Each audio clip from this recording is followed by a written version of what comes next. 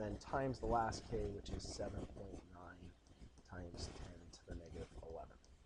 All right, but then again, we have to take that entire thing and square it.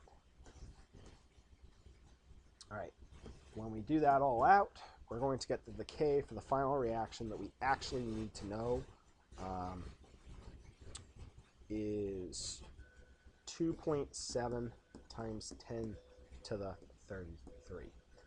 All right, you might want to check my math on that one, especially the fact that I kept all the negatives and positives that I was supposed to in all of the coefficients. By the way, that's not the only way to do this problem. We could do this problem a lot of different ways. For instance, we could do this problem by doing the squaring or doing the reversing in a different order. This is just one way to do the problem. You can even do this problem out completely where you write all the equilibrium expressions. It's going to take a really long time to do it that way. It's much easier to do it by the hint.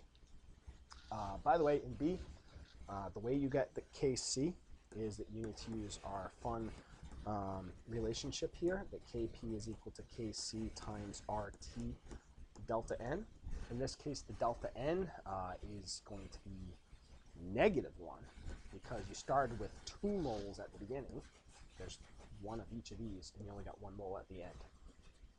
So when you plug that all in, you're going to plug in the Kp value, that you're going to get that Kc is equal to 1.1 times 10 to the 35th. I'm not doing out all that work, but you can see that that's the answer.